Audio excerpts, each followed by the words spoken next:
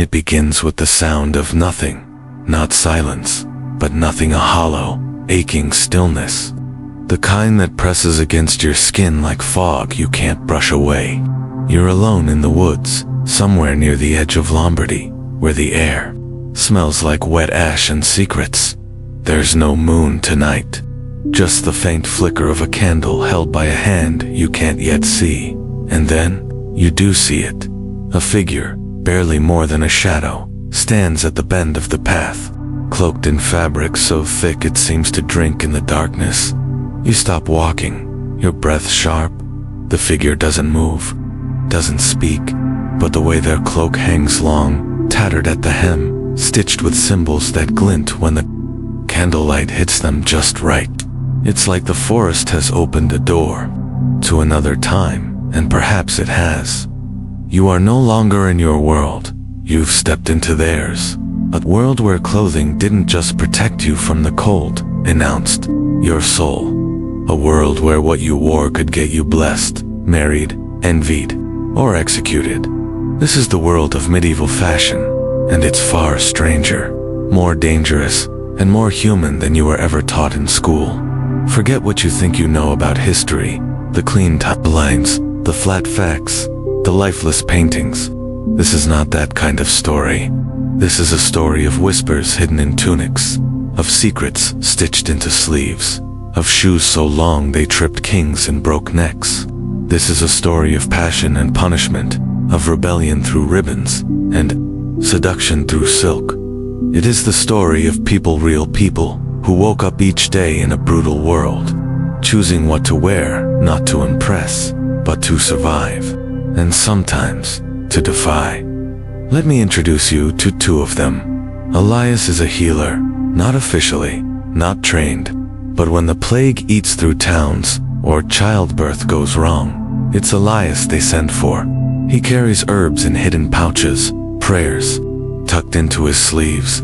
His robe is gray-dyed with soot and clay, but the seams are reinforced with red thread, a signal to those who know. This man brings healing, even if the church won't call it holy. Then there's Serafina, a merchant by trade, a survivor by necessity. She sells salt, dried fish, and gossip at the town square. Her dress is a faded green, once vibrant, now dulled by time and river washes. But if you look closer, you'll see tiny flowers embroidered along the neckline, violets, for her sister, long dead. A memory kept alive in the quietest rebellion. Serafina doesn't dress to impress, she dresses to remember, and you'll find that's true for most people in this forgotten world, because in the Middle Ages, clothes weren't just decoration, they were armor, they were language, they were law. You see, there were rules, strict ones: who could wear blue, who was allowed to touch silk, how long your sleeves could be before you risked arrest. The wrong tunic could get you whipped. The wrong shoes could mark you for heresy. Even colors were policed by men who claimed to speak for God. And yet, people found ways to resist, through secret stitches, through coded embroidery, through fabric passed from mothers to daughters, smuggled across borders, sewn in silence. They couldn't speak truth in court, but they could wear it. We will walk that forest path with Elias and Serafina. We will peer into the flickering light of their candles, feel the chill of their winters, and the weight of their choices. We will see what it meant to be poor and proud, noble and afraid, faithful and conflicted, all told not through grand speeches, but through sleeves, hems, and cloaks. And as the world around them shifts, wars, plagues, crusades, their fashion shifts with it, reflecting their hopes, their grief, and yes, their audacity. Because medieval fashion wasn't bizarre for the sake of attention. It was bizarre because it had to be. It was camouflage. It was protest. It was poetry made of thread and bone and dye. And when you finish this story, if you make it to the final breath, the final funeral cloak, the final corset string untied, you may never look at your closet the same way again. So, take a deep breath. Step deeper into the forest and follow the flicker. You're not just learning history tonight. You're wearing it. If you're still with me and you're feeling that pull, the one that makes you want to know more, go ahead and subscribe to this channel. It's the best way to support this project and keep these strange, sleepy stories coming. Your click helps us make more videos that feel like dreams and smell like old pages. And now, a small riddle for those of you who love a little mystery. With your bedtime, which color was strictly forbidden for most people in medieval society, reserved only for the highest rank? A. Crimson. B. Tyrian Purple. Type your answer below in the comments or B, and let's see how many history detectives are listening closely tonight. Sweet dreams, and stay curious. There's a kind of silence that exists only at dawn, a stillness that wraps around the waking world like a woolen shawl, soft and slow. The roosters haven't yet cried, the fires in the hearths haven't been stoked, but somewhere, far in the mist-covered countryside outside Yorkshire, Seraphina is already awake, threading a bone needle with fingers calloused by years of repetition. She doesn't need to see the thread, her hands remember. There's a hole in the hem of her shift, the same one she's mended 3 times this year. The fabric is linen, rough spun and uneven. When she touches it, she feels the ghost of her mother's voice, the woman who showed her how to sew when she was too small to sit still. This isn't fashion, this is legacy. In the early medieval world, clothes weren't things you bought, they were things you built. One thread at a time, spun from flax grown by your cousin, dyed in iron pots over outdoor fires, stitched together in shared silence, or in laughter beside neighbors. The fabric that clung to your skin had 100 fingerprints in it, 100 hours of care.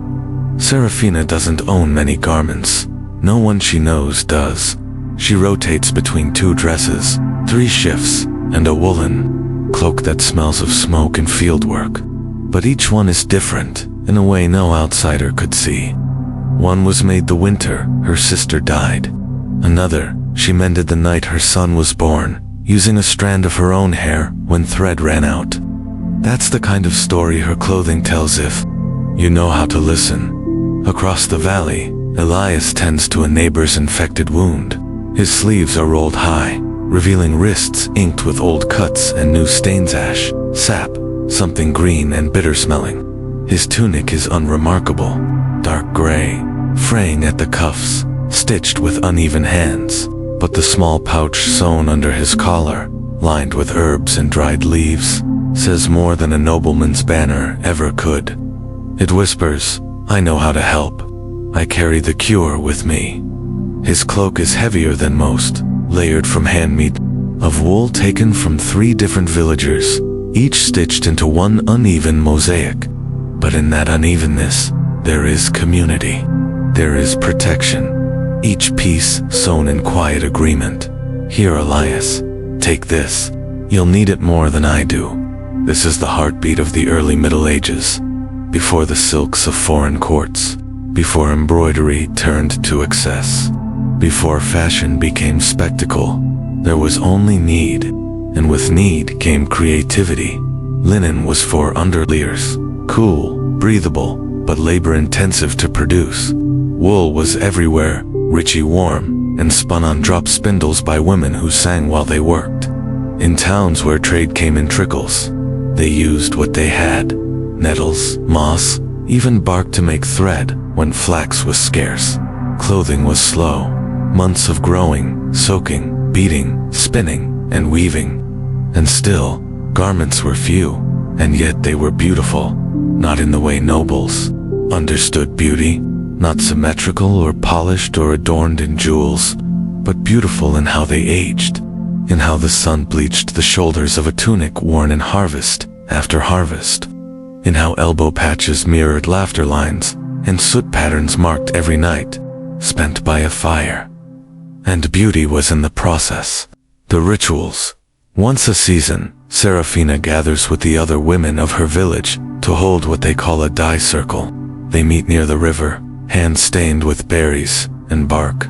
They talk of births, of deaths, of weather and husbands and dreams. They dye their threads in old clay pots, stirring with spoons that have passed from grandmother to granddaughter. No two colors are ever quite the same. A mistake in measurement, perhaps, or maybe it's intention, a refusal to ever be uniform. In this world, a belt isn't just a belt. It's the rope your brother cut from the stable to stop you from freezing last winter. A pin isn't just a pin. It's a carved token from your lover, passed beneath the feast table and hidden from prying eyes. Even the act of repairing is sacred. Elias has mended the same pair of boots 5 times. He knows the weight of every stitch, the way the sole gives near the left heel. But each time he repairs them, he adds something extra. A charm, a fold in the leather shaped like a crescent moon. Something personal, something hopeful, because in this life, you don't throw things away when they break. You fix them. You make them yours. Even in grief. Serafina once wrapped her child's worn blanket around her shoulders when the fever took him. For days, she wore it beneath her cloak, letting his scent linger in the fabric, letting the threads hold what her arms could not. And still, she rose. Still, she worked. Still, she wore that blanket threadbare, then cut it into a sash she now wears around her waist. A piece of her heart, always near. The clothes of the common folk were humble, yes, but honest. And in a world that demanded silence from those without status, clothes became the only voice that couldn't be taken away. So much of this era is misunderstood. Historians talk of kings and crusades, of politics and power, of gold and blood. But the real story, the daily story, was told through flax and wool, dye and thread, in the calloused fingers of women who spun stories into sleeves, in the quiet determination of men who patched their knees and buttoned their grief. This isn't a tale of fashion. It's a tale of faith. Not religious faith, necessarily, but the faith that tomorrow would come, and that when it did, you'd have something warm to wear, something stitched with memory, something made by someone who loved you enough to care about the thread. That's what Serafina carries as she walks to market, her skirts kicking up dust, her shawl pinned close against her chest. Not a statement, not a trend, just the truth of her life draped over her shoulders. And Elias, with his patchwork cloak and his healer's hands, he carries it too. The quiet dignity of those who dress not for attention, but for continuity, for warmth, for memory, for love. Because even when you have nothing else, when the world forgets your name and history leaves you out of its scrolls, you still have your clothes, and they remember you, always. The first sound is always the bell, low and slow. It vibrates in your chest like the hum of an old memory. Dawn in Avignon breaks not with birdsong, but with the weighted clang of devotion. The stone corridors of the cathedral stir to life. A door creaks open. Footsteps echo on polished floors. And Father Ambrose steps into the light. His robe brushes the ground, long and flowing, made of tightly woven wool, dyed in deep charcoal. At first glance, it looks plain, modest, humble, exactly as the church demands. But then he turns, and the early sun catches on the hem, a glint of gold. Just a thread, fine as a hair, but unmistakable, proof that even the devout cannot wholly escape the allure of beauty. In the Middle Ages, the church was more than a place of worship. It was the axis around which society turned. Its words were law. Its hands blessed kings and condemned heretics. And yet, the deeper one looked into its garments, the more tangled the truth became. The irony lay not in doctrine, but in detail. The church preached poverty while adorning its leaders in garments richer than most monarchs. It condemned vanity, even as it elevated robes embroidered with angelic gold, threaded with silk imported from the East, dyed with colors so rare they cost more than a priest's yearly tithe. This contradiction wasn't hidden, it was paraded. Father Ambrose walks through the nave with the composure of someone who knows both the power and the burden of his role. He doesn't crave the admiration, but he understands the theater. In times of plague and famine, faith had to be felt, seen, tangible. So his robes became symbols, armor, made not of metal, but meaning. He remembers his ordination, the way his robe was laid over his shoulders like a mantle of fire. He'd trembled, not from fear, but from awe. The weight of the cloth was nothing compared to the weight of what it represented, a life sworn to God, to simplicity, to sacrifice. And yet, each year, the vestments grew more elaborate. The contradiction was not lost on the people. Serafina had once stood at the edge of a festival crowd, watching a bishop pass in a procession. His mitre gleamed in the sunlight, its edges stitched with sapphire and crimson glass. She remembered gripping her son's hand, not in reverence, but in confusion. This man, who preached about humility and piety, wore a robe that could feed her village for a season. Elias, too, felt the dissonance. He was not religious in the traditional sense. His faith was in plants and people, not parchment and ritual. Yet he respected the sacred. He had stitched prayers into his garments, whispered blessings over herbs, even stood in the back of churches when the weight of grief felt unbearable. But the ornate robes, they unsettled him. He saw in them not faith, but theater, not humility, but hierarchy to the church. These vestments were more than garments. They were tools of narrative. Each color, each fabric, each stitch had meaning. Purple was for penance, white for celebration, red for martyrdom, gold for divinity. These weren't just aesthetic choices, they were messages, visual theology. But for those outside the sanctum, the meaning was often lost beneath the shimmer. Among the laity, there was something called a forgiveness cloak, a myth, a story passed from old women to young girls. They said priests sometimes wore robes with hidden pockets sewn inside, filled with scrolls of handwritten prayers from villagers too afraid to speak their sins aloud. The priest would carry them into the sanctuary, offer them in silence, then burn them in a sacred fire. Whether this was true or not didn't matter. The idea that fabric could carry absolution persisted. It wasn't just clergy who used fabric to speak. In convents, nuns embroidered entire passages of scripture into altar cloths, each letter shaped by fingers that never touched ink or quill. It was their form of expression, their voice in a world that offered them little else. Father Ambrose knew this. He visited the convent often, walking silently among the sisters as they bent over their hoops and thread. He admired their precision, their discipline, the reverence with which they treated even a broken needle. One of them, Sister Therese, once told him she could feel God most when her hands were stitching, that each thread was a prayer, that the act of creating beauty wasn't vanity, was devotion. Still, contradictions haunted him. There were days when he wore his robes like a burden, days when he knelt in them, weeping for the sins of a world that had made cloth more sacred than kindness. He wondered if people listened to his sermons because of the words, or the way he looked while delivering them. He wondered if he had failed. The church believed garments could elevate the soul, but sometimes they simply masked the man in villages. Like Serafina's, people feared and revered the clergy in equal measure. They would bow to the robes, not the man. They judged a priest's holiness by the cleanliness of his cassock. They wept at the sight of a bishop's cope, embroidered with flames and wings, believing it gave him power to banish demons and bless harvests. Few understood the meanings. Fewer still questioned them, because questioning the garments meant questioning the structure. And in a world where faith was survival, that was too dangerous a thread to pull. Still, there were moments of truth. One winter, a storm had torn through the countryside, flooding homes, freezing crops. Father Ambrose rode for hours to reach a village where people huddled in silence.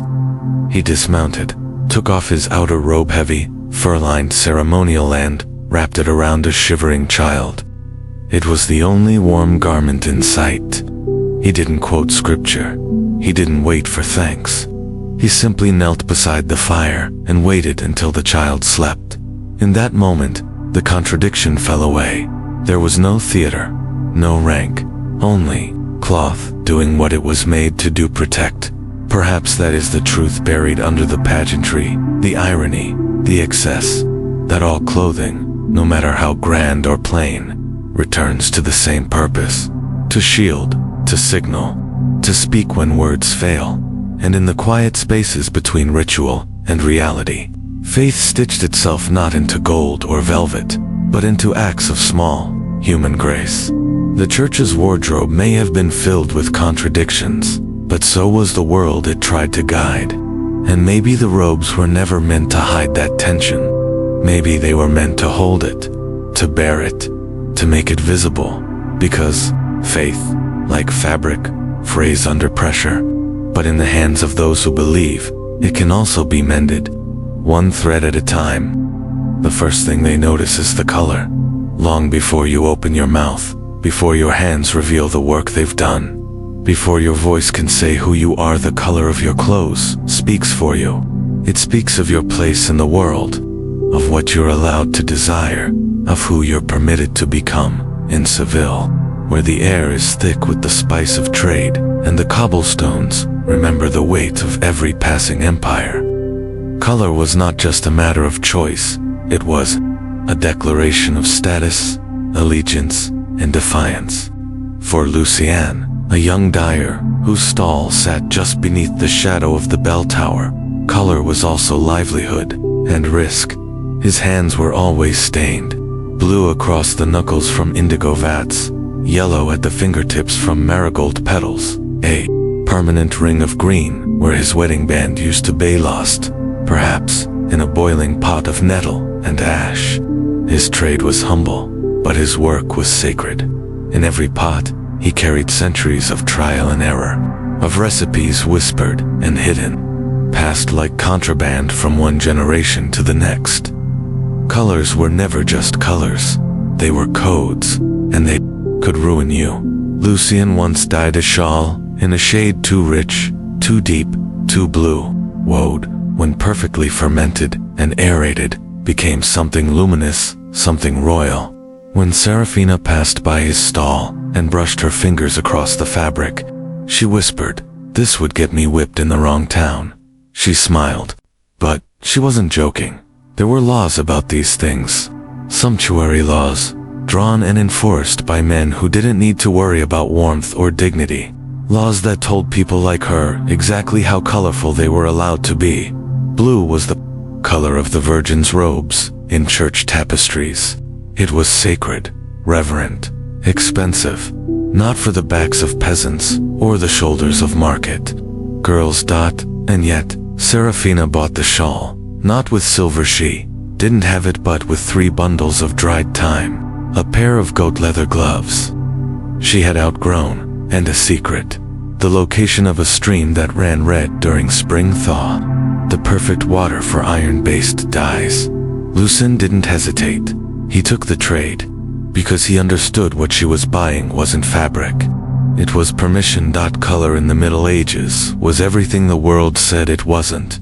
It was emotion disguised as fabric. It was love expressed without words. It was protest you could wear.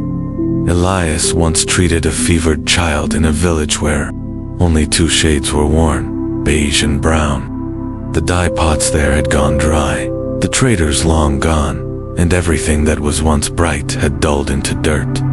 After the child recovered, the mother offered Elias a gift, a scarf faded fraying, dyed decades ago with elderberries.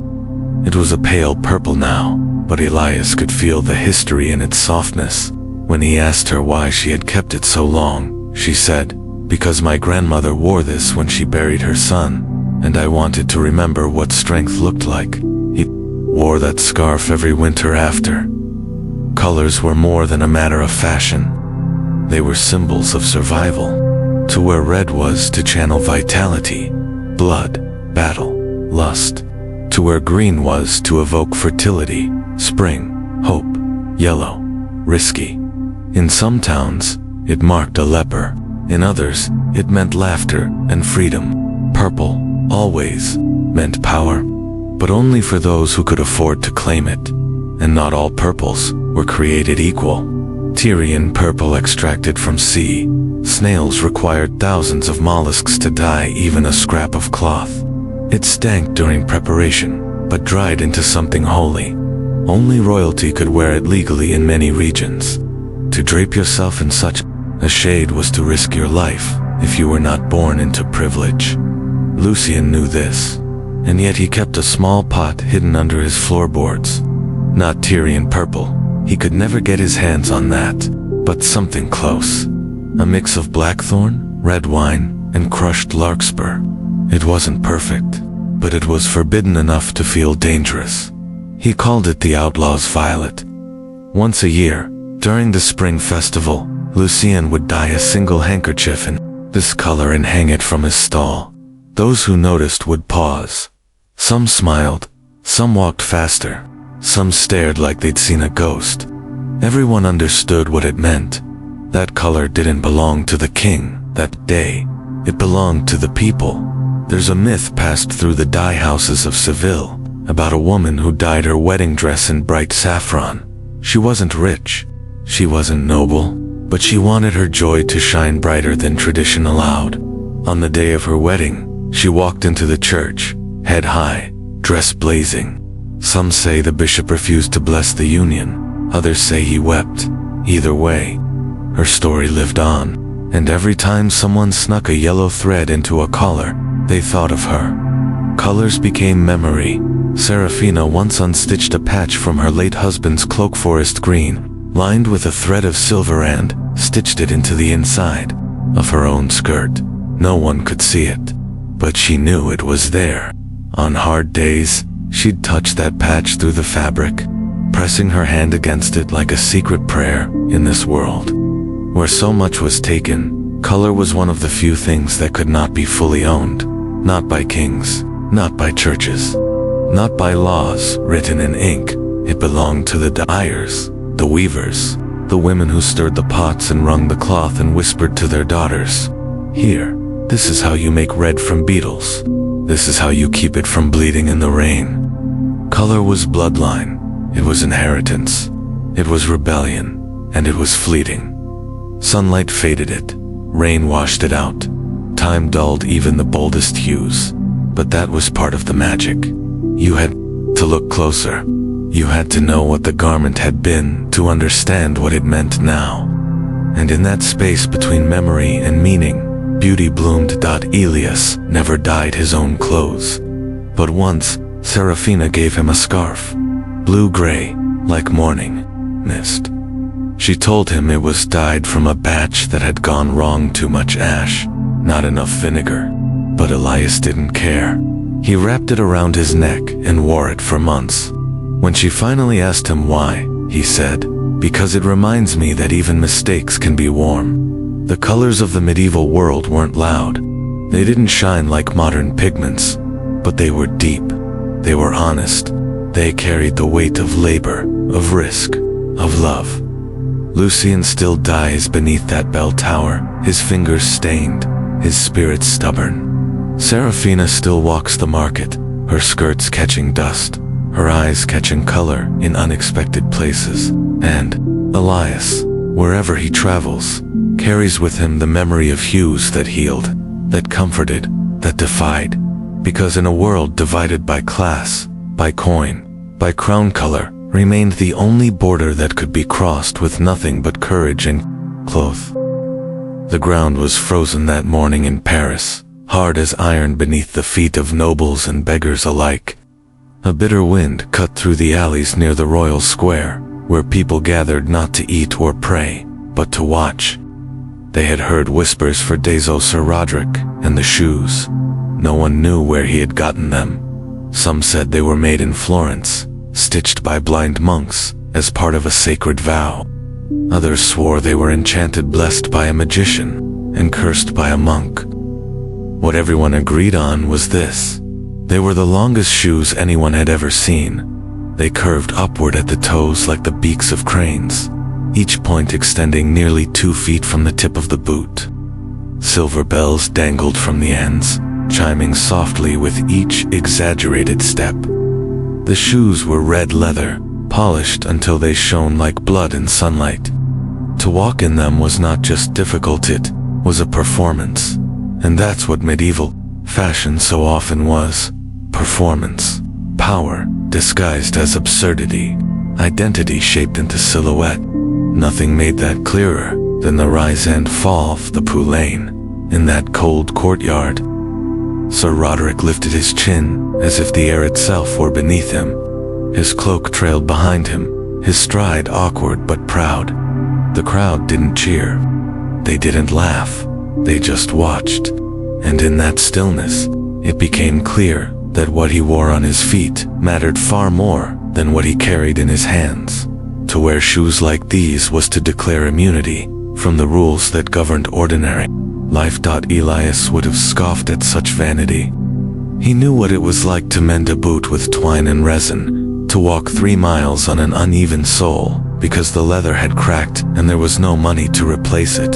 His shoes were functional, covered in dust and stories. He had once stitched a sage leaf into the tongue of his left boot to protect against fever, a trick he'd learned from a traveler near Bordeaux. For Elias, shoes were survival, not spectacle, but for men like Sir Roderick, shoes were more than accessories. They were statements. The longer the point, the higher your status. There were even charts, yes, charts that dictated how many inches your toes could extend based on your rank. Knights and merchants might be allowed 6, barons 9, royals as far as they pleased. Of course, not everyone followed the rules. Serafina had seen it with her own young men, barely old enough to shave, walking through the marketplace with elongated shoes tied to their knees by silken cords so they wouldn't trip. They had no land, no title, just the shoes, a borrowed symbol of belonging. Most people laughed behind their backs. Some pitied them. Serafina felt both, and neither. She knew what it meant to want to be seen, even if the method was ridiculous. Still, she remembered the boy who had slipped near the spice vendor's stall. His poulains tangled beneath him, his pride shattered louder than the broken pottery he fell against. No one helped him up. Not because they were cruel, but because, in that moment, he wasn't one of them. He had tried to pretend, and the shoes had betrayed him. Poulains were impractical, unforgiving. They made it nearly impossible to run, to kneel, to dance. They turned the body into a sculpture, something to be admired, not used. And yet, their popularity spread like fire across Europe. From Paris to Prague, from nobles to apprentices, the pointed shoe became a kind of fever. People competed who had the longest toe, the sharpest arch, the most ornate lace, the most absurd color. There were contests, poems, even love letters written about the curve of a man's shoe.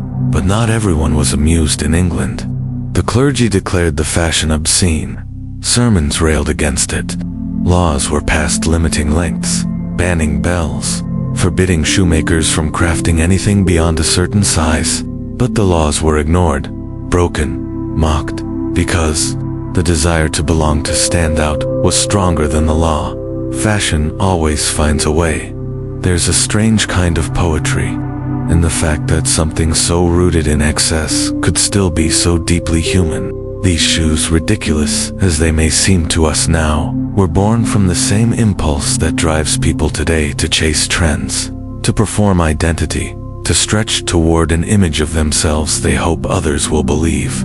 Lucian, though no noble, once made a pair of soft poulains for a traveling bard. Not red, not gold, just soft, gray-blue leather, curved gently at the toe like the crescent moon. The bard had no castle, no title, but he sang with such honesty that Lucian gave him the shoes for free. "May they carry your stories far," he said. The bard returned 2 years later. The shoes were ruined, scuffed, split at the seams, but he wore them still, and he sang a new song, one that included a dyer with blue hands and a heart too big for his stall. That's the part of the story most people forget. Yes, the shoes were absurd. Yes, they symbolized excess and pride, but they were also connection. aspiration, and, sometimes, kindness. Sir Roderick never tripped in his poulains that day in Paris, but later, during a hunt, he stumbled over a tree root, the curve of his shoe catching in the underbrush. He broke his ankle. Months passed. He limped for the rest of his life. And yet, he never stopped wearing pointed shoes, only shorter, more practical, still elegant. He claimed it was about honor, about lineage, but those who knew him said it was about fear, that without the shoes, he felt invisible, ordinary, forgotten in the end. The poulain fad faded not with a bang, but with a quiet surrender to reason. Tastes changed. The pendulum swung. Simpler shoes emerged, flat, broad, functional. But for a time, shoes told a story so strange it could only belong to the medieval world, and that story still echoes through glass cases in museums, through crumbling illustrations in forgotten books, through whispers in markets where artisans like Lucien once dyed fabric and stitched leather with hands that understood both beauty and burden. Because in a time when speech was monitored, when status was enforced, and when freedom was fragile, people found ways to express themselves anyway, even if it meant tripping, even if it meant bleeding, even if it meant wearing shoes that could break your bones but elevate your spirit. They walked forward anyway, one long, ridiculous, unforgettable step at a time. The forge burned like a second sun, hidden deep in the alleys of Toledo, its light leaking through cracked doors and soot-covered windows. Inside, heat clung to the walls, and the air was filled with the rhythmic clash of metal on metal, sparks flaring like fireflies with every strike. And yet, amid all the grit and grime, something beautiful was being born. Not a sword, not a shield, a breastplate. Not one meant solely for battle, but for something far more delicate: ceremony, pride. The subtle art of being seen in the medieval world. Armor was never just protection. It was expression. It was class. It was, in the strangest sense, fashion. Dame Isabella stood barefoot on the stone floor, watching the blacksmith hammer the final edge of her greave into form. She had chosen the design herself, not standard, not plain. Her armor was etched with roses, climbing from hip to shoulder like ivy curling up a cathedral wall. At the center of her chest plate, just above her heart, was a carved star, a symbol of her mother, long gone. Her armor did not just shield hurt remembered for her. There is something jarring about beauty made from brutality, steel shaped into symbols, iron kissed by fire, cooled by water, polished to gleam under the sun, like silver poured from heaven. But this contradiction was not unusual in the Middle Ages. It was the norm. Elias had once treated a knight, whose armor bore intricate etchings of birds in flight, teach, feather chiseled with aching precision. That night, as he lay bleeding from a broken rib, wept not for the pain, but for the scratches on his gauntlets. It was a gift, he whispered, from my sister. She paid a month's wages to have those birds done just right. Armor had to function, yes. It had to stop blades, deflect arrows, absorb blows, but it also had to speak. It had to say who you were, whose banner you carried, what house you bled for. It told your story in curves and crests, in scrolls of Latin, along the collarbone, in subtle nods to saints, or lovers, or lost children. Lucien once repaired a set of armor for a traveler who claimed to be no one, just a merchant. But inside the breastplate, beneath the padding, Lucien found a hidden pocket. Inside, a scrap of cloth, dyed violet, the kind of color commoners weren't meant to wear. The man said nothing. Lucien asked nothing. But the armor gleamed a little, brighter when it was done, reforged, not just in fire, but in silence, in understanding. Even for those who never went to war, armor seeped into daily life. Nobles wore partial sets at banquets, shoulder plates with inlaid pearls, greaves trimmed in gold thread. decorative helmets with crests shaped like birds of prey. These pieces were not practical. They weren't meant for combat. They were meant to impress, to declare power without a single word spoken. Serafina remembered the first time she saw a procession pass through her village. Knights clad in silver and crimson, their armor so reflective it hurt to look directly at them. But what stayed with her wasn't the shine, it was the quiet behind their eyes. The way one of them, his helmet tucked under his arm, looked at the children like he wasn't sure whether to wave or weep, because armor hid more than flesh. It hid fear, doubt, weariness. It let men move through dangerous worlds as if they were invincible, even when they were breaking beneath the weight. And for women like Dame Isabella, armor meant something even more layered. It was defiance, a reclaiming of space in a world that told them their role was only to wait, to weep, to witness. When she rode into a joust, her hair braided into the crest of her helmet, her armor whispered, "I am here. I will not be overlooked." Her armor was not heavy. To her, it was liberation. There were stories. Of course, romantic ones about knights who kept locks of hair in their gauntlets, who wore tokens from lovers beneath their chainmail. But there were truer stories too, of farmers who sold their land to buy enough steel to forge a breastplate, of young squires who etched the names of fallen friends into their pauldrons so they could carry them into every battle, of widows who melted down wedding rings to make rivets, believing it would keep their sons alive. Armor, like clothing, held memory, and like all fashion, it evolved. The earliest forms were simple leather, reinforced with bone or boiled to stiffness. Then came mail, each ring linked with aching hands, offering flexibility and defense.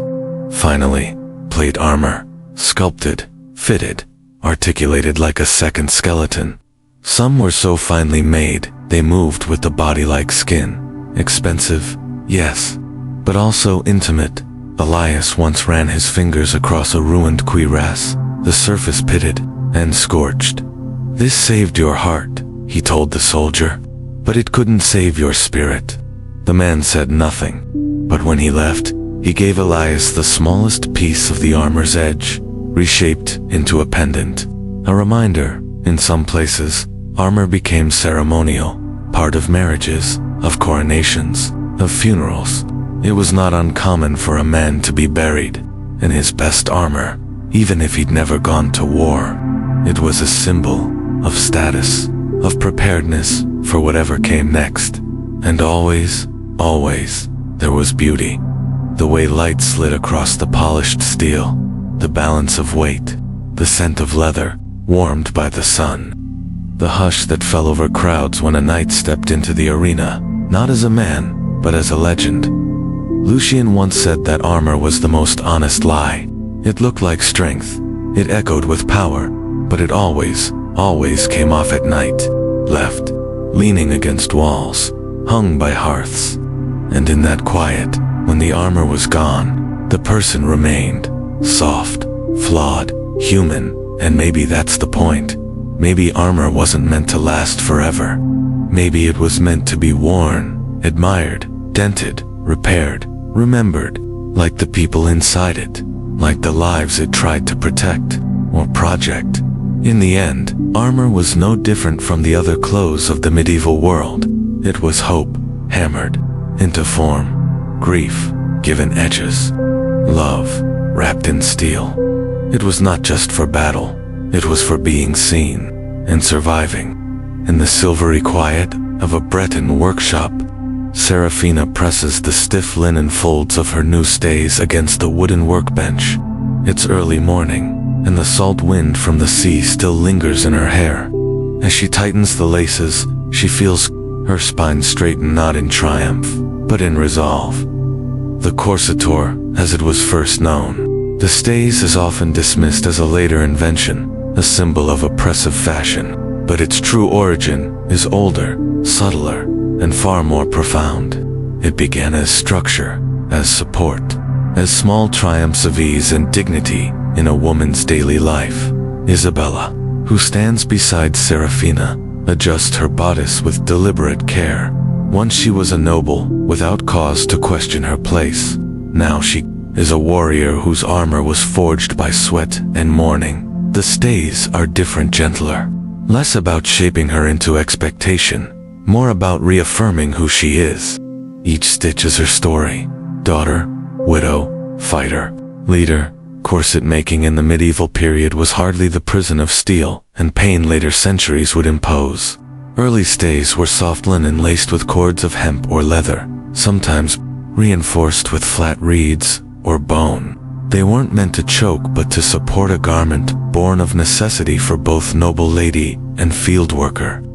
Serafina remembers how her mother walked all through her pregnancies, bound in a simple waistband that eased the strain on her back, not restrictive, but reassuring. That was the corset's secret purpose: support, to make the body stronger, steadier, more enduring. It was the difference between standing through a birthing night and collapsing in exhaustion, between sowing seeds all day and breaking under the plow. Yet even this soft garment carried meaning. Amelia, a seamstress in Toulouse, once told Serafina that a woman's corset was her shield. During a winter when her husband died and taxes rose, Amelia tightened her stays not to hide sorrow, but to carry on laundry, children, debts, prayers, all with a spine that would not bend. There were unspoken languages to these garments. A loop here meant a child lost. A tiny stain there marked a fever recovered. A double knot at the back signaled a personal vows not to remarry, to bear witness, to survive. The corset was not about conforming, it was about remembering, about walking forward with intention. For Isabella, when she donned her first stays before stepping into plate armor, it was transformation. It smoothed the small curves of her past life into the sleek frame of the warrior she had become. The stays were not tortured, they were punctuation, a statement that she trusted her new identity, that she was ready to wield sword and honor alike. But, as centuries passed, corsets hardened. Whalebone, steel boning, tight lacing became fashionable. The stays of survival turned into symbols of rigidity. Social conformity was sewn into the seams. The ideal woman came to be a shape conquered by fashion, not shaped by life. Yet even then, there were resistance and reclaiming. Serafina once discovered an underground group in Utrecht, women sharing recipes to soften bone stays using vine sap, to add hidden eyelets so the corset could be loosened at night. They called it Liberty Stays, stitching rebellion into every buttonhole. Lucien, the dyer, once helped a young woman dye her corset lining black, modeled after mourning clothes for her husband who had vanished at sea. She wore it beneath her gown until he returned, until the sea claimed him. Each lacing was a prayer, each pinch against her ribs a reminder of promise and loss. Elias, who treated ailments of all kinds, saw both harm and healing. Women arrived with bruised ribs, weakened lungs, or bent spines from overconstricted stays. Yet others came with relief, pain eased, posture corrected, confidence reborn. The corset was neither good nor evil. Its effect lay in its wearing. Fashion critics of today debate whether corsets were oppression or empowerment. In the Middle Ages, the question was quieter. Survival and identity stood at the center. In a world where appearance could dictate safety, lineage, credibility, a well-placed belt or reinforced waist could mean the difference between respect and derision, acceptance and extinction. There is a photograph in a small library near Lyon. It shows Isabella years later, older, unarmored, gently cradling a grandfather's chainmail shirt. The stays she wears are soft, woven, comfortable, yet there seems echo her lineage. One stitch for each victory, each death, each step she reclaimed. You can almost read the story in the way the fabric holds her shape. She lived long enough to see corsets cycle back and again into forms that honored shape without erasing it. In her twilight years, she taught a group of young women to sew stays with flexible edges, soft reeds, and hidden seams. She told them, Your body is your own shape. Let your clothes tell who you are, not who others expect you to be. Even as fashion marched on, the stays kept their secret. They whispered of structure, not erasure, of identity, not submission. And when Isabella finally lay down to sleep for the last time, she clipped one of her old stays to the casket not as ornament, but as proof. She stood her truth, laced tight but never broken. That is the hidden history of the corset, not the noise of restriction, nor the ache of control, but the quiet voice of survival, the grace of living with intention, the beauty of bearing form in a world that demands shape. In the end, the corset was no accessory, it was armor. Dusk in Byzantium was a tapestry of violet shadows and honeyed lamplight. In a loft above the weaving district, Serafina places a length of velvet on the table-deep emerald, thick as a forest floor. Beside it, Elias runs his fingers along a strip of sable fur, so soft it seems alive. Between these sumptuous materials lie centuries of hope, ambition, and imagination. Fur and fine fabrics were more than warmth or aesthetics in the medieval world, they were portals into identity and fantasy. They bore the touch of distant lands, the weight of traditions, and the promise of transformation. For nobles, fur was distinction. The sable, mink, or ermine trimming their robes wasn't just about keeping out the cold, it was about being seen. "My banner's fur is black as night," Lady Isabella had once said, stroking the edge of her mantle, sable trimming, brushing her lips. It speaks of power, not perceivable by words. That fur became legend, rumored to be enchanted, rumored to carry protection against enemies, illness, even bad luck. But the fashion of fur wasn't all mysticism. It was economics, politics, survival. Traders from the far north brought pelts as tribute, sealing alliances. Furriers formed secret guilds, mapping the social fabric of a nation based on who wore what. To see a man in lynx fur was to know he had been to war in Scandinavia or had connections that reached there. Serafina once crafted a cloak for a merchant's daughter out of cheap rabbit fur, dyed to mimic sable. They worked late into the night, layering rabbit hide with scraped sheep's wool, until it held the softness beneath the fingers and warmth beneath the skin. When she first wore it at the festival, heads turned not because it was real sable, but because it carried the confidence of ambition. In contrast, fabrics told stories too. Velvet came from Italy, its piles shimmering with light. Brocades arrived from Persia, covered in scrolling floral patterns, so alive they reminded Serafina of her grandmother's stories. Wherever these fabrics traveled, they transformed markets. A yard of imported damask could buy a family through winter, but beyond wealth, they were enchanted. A brocade woven with gold and silver threads was believed to deflect envy. A cloak of long-haired wool might ward off evil spirits. The textures carried purpose, not merely effect. Elias once saw a sick child fall asleep while wrapped in a quilt woven from camel hair fabric from Morocco. In the morning, the fever broke. He made no claims. He simply stitched a star onto the fleece. "It must remember this night," he said. Softly. Fantasy and practicality danced here. Fabrics were canvases for dreams. Isabella had commissioned a surcoat of blue velvet embroidered with silver vines, an homage to the river that ran behind her childhood home, now drowned in memory.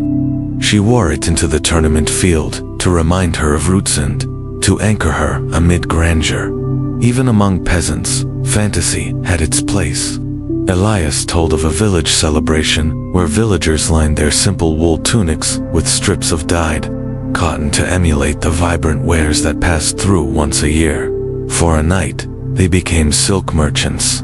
For a night, they became kings and queens.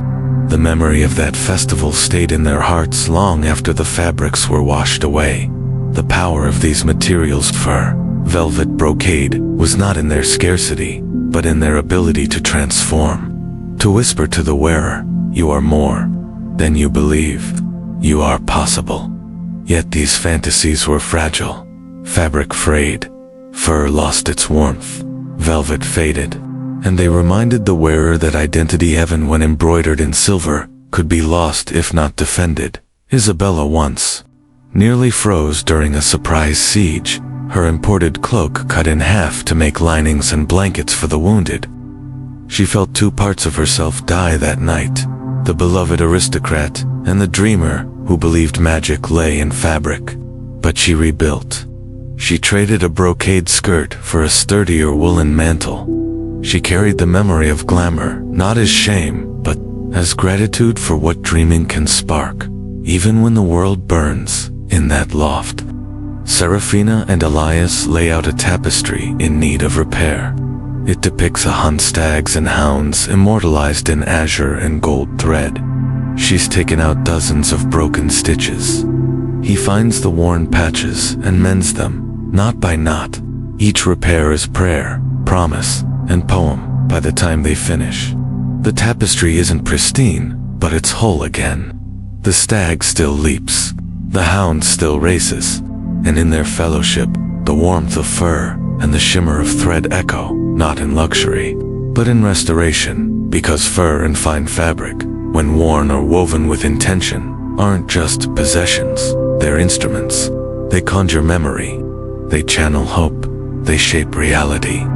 Even in fantasy, medieval fashion wasn't about pretending. It was about becoming stronger, kinder, braver. A velvet cloak carried hope, a sable trim whispered power. A repaired tapestry held a community's heart, and through these materials touched by distant lands, crafted by skilled hands, worn by those who dared to dream the past and future, spoke. Fur, fabrics, and fantasy weren't mere luxuries, they were lifelines to identity. The bells tolled low in Edinburgh that morning, a sound not of announcement, but remembrance. A thin fog clung to the cobblestones, softening even the harshest corners of the city. Serafina stepped carefully, her steps muffled by the heavy black wool of her morning gown. She didn't speak. No one did. Not yet. In the medieval world, death was not hidden, it was worn, and the weight of loss wasn't just in the heart. It was stitched into seams, dyed into fabric, draped across shoulders and soul alike. Mourning was not only grief, it was ritual, language, and ceremony. It was the one moment where silence became style and darkness became declaration. For centuries, the way one mourned said everything about who they loved and who they were. Isabella, whose armor had known both war and solitude, had once removed every bright stitch from her garments after the death of her brother. She stripped color from her wardrobe like peeling bark from a tree, each layer falling away until only stark, aching black remained. Black was not yet the universal color of mourning. In parts of Europe, white was also worn especially by queens and the deeply devout, to wear white was to embrace purity, surrender, absence. But black held its own power. It absorbed light. It cloaked the wearer in shadow. And in a world where survival was loud and grief was lonely, black made loss visible. Elias carried a different kind of mourning. After tending to a plague-stricken village near the moors, he wrapped his own cloak in a strip of gray wool and refused to remove it for months. "It reminds me I'm still here," he told Serafina when she noticed that they are not, and that difference matters. The fabrics of mourning had rules. They were often coarse, deliberately uncomfortable. They scratched the skin. They tugged against movement. Because mourning, too, was not meant to be easy. It was a public signal that the mourner was apart, not to be disturbed by everyday joy. Buttons were removed, jewelry forbidden, even hair was bound or hidden. Some wore veils so thick the face vanished completely, not out of shame, but because absence had become the truest form of presence.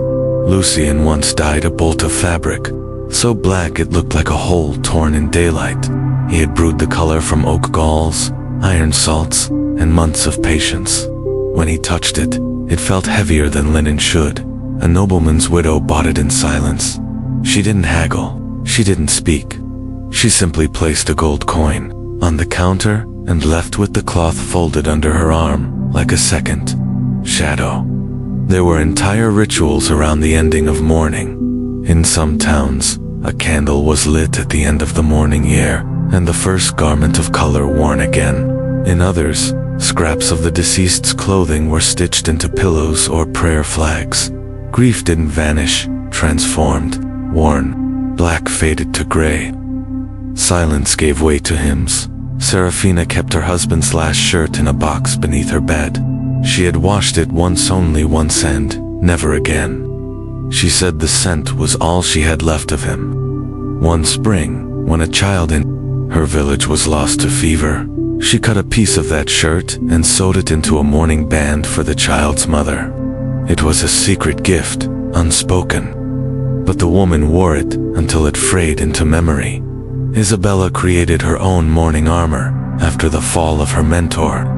It was ceremonial, never worn into battle, but every plate was etched with stars and rivers, symbols of everything they had dreamed together. When she wore it during the midsummer parade, the crowd didn't cheer. They bowed their heads. They knew what it meant, because mourning clothes spoke louder than joy ever could. They were not designed to dazzle.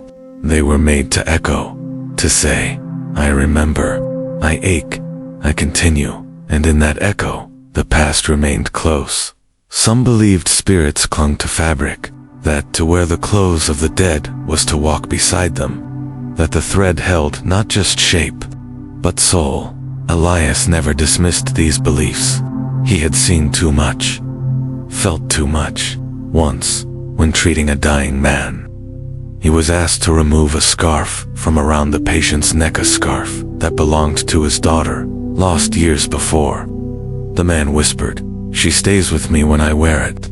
So Elias let him, and when the man passed, Elias wore the scarf on his journey home. Mourning was more than tradition. It was protection against forgetting, against detachment, against the world's demand to move on too quickly. In mourning garments, people could pause. They could say, "This person mattered, this love mattered, and I will not let time erase them." Lucian, in his later years, crafted a dye he never sold, a violet-black shade that shimmered in candlelight but vanished in sun. He used it to dye ribbons, given only to those who had lost someone they could not speak of.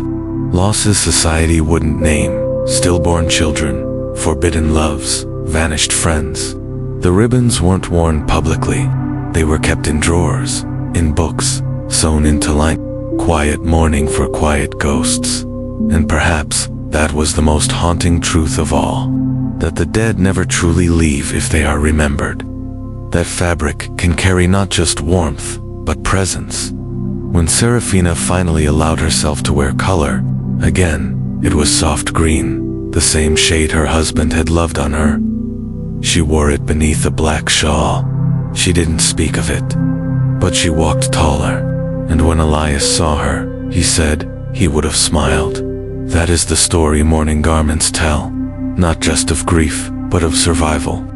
Not just of what is lost, but of what remains, because clothing, at its deepest level, is never just fashion. It is feeling made visible, and in the hush of black veils, the whisper of ghosts, and the worn fabric held against a racing heart. We remember, we honor, we go on. In the years that followed her final tapestry repair in Byzantium, Serafina's reputation grew beyond her mastery of dye and thread. She became a teacher not just of craft, but of memory. People sought her not only for the quality of her seams, but for the quiet wisdom woven into her garments. They came for the colors, but stayed for the stories.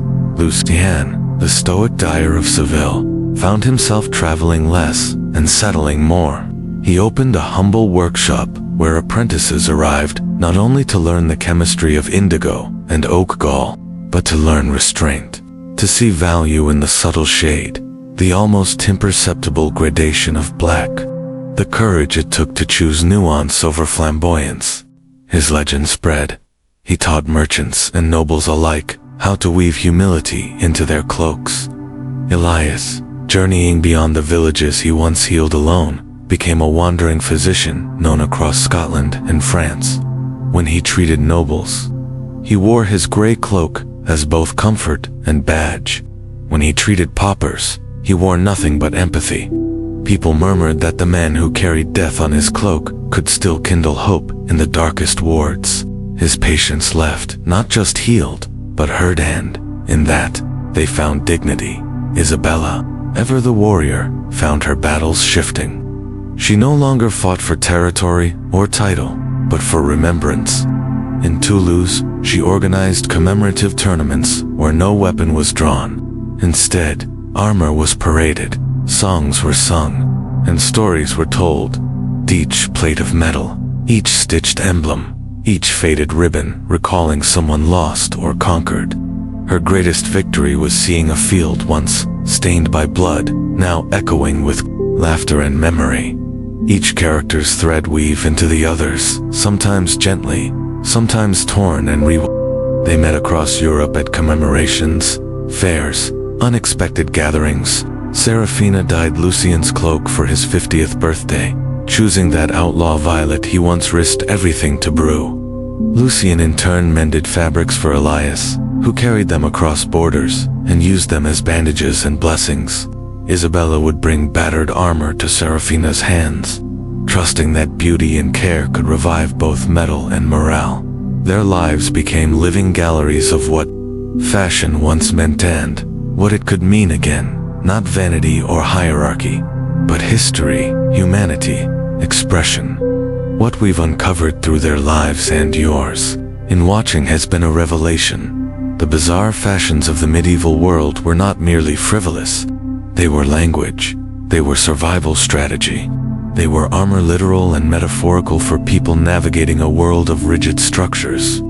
Sudden violence, fragility, faith, loss, and longing. Pointed shoes became declarations of belonging and pride. Elaborate armor was both theater and shield. Soft stays whispered of self-care and endurance. Mourning garments spoke louder than any sermon. Even the weaving of tapestry threads was an act of witnessing. We modern viewers might smile at the absurdly long poulins, the quivering codpieces, or the luminous Tyrian purple, but in them, we see reflections of our own world. We chase trends. We define ourselves by what we wear. We use appearance to mask pain or amplify pride. The medieval world was no different. It was us, in its own time, under its own terms. But unlike us, they also knew how to end. They knew how to unlace, unburden. They knew how to wear black. They knew how to carry ghosts. And most importantly, they knew how to stitch memory into cloth so that even when color faded, the story did not. As we step out of this tapestry of lives, here's what we can take into our own. 1. Dress with intent. Let what you wear communicate who you are, what you care about, not just what you can afford. A thoughtful style can become a statement of identity, purpose, kindness. 2. Recognize costume and artifact. Sometimes we dress to impress. Other times we dress to protect. Understand when you're performing and when you're protecting. Both are valid. Both are human. 3. Embrace memory in material. Keep tokens, fabric, jewelry, tools that carry stories. Let them ground you in the life you've lived. Wear them, repair them, pass them on. 4. Allow silence and color. Not everything needs brightness. Sometimes dark, muted, quiet choices offer the deepest expression. Mourning isn't weak. Human. 5. Let utility and beauty coexist. Build a wardrobe that can do the work of life, walking, healing, remembering, but still delight your heart. In that balance lies dignity. 6. Remember that fashion changes. Trends will come, then vanish. What matters is the story you bring to them and what you leave behind. Nothing lasts, but everything leaves a trace. So, what do you think? Which character resonated most? Did Serafina's quiet resilience echo in your own life? Did Ilias's gray cloak whisper healing to your heart? Or did Isabella's armor fitness speak to battles you fight today, if those battles aren't on fields? I'd love to hear your thoughts, your passions, or even your wounds mirrored in these stories. Please share your opinions in the comments. Let's build a community that honors what fashion once was, and what it can still be. And if this journey moved you, surprised you, let you see clothing in a different light, then please hit subscribe. Every subscriber brings us closer to telling more stories you won't hear anywhere else. Stories of craft, memory, identity, and the strange beauty that lives in the seams of history. Thank you for walking these steps with Serafina, Lucian, Elias, and Isabella. Here's to the next journey. May it be as honest, as tender, and as transformative as this one. Stay curious, stay human. And as always, may your clothes serve your story, not define it.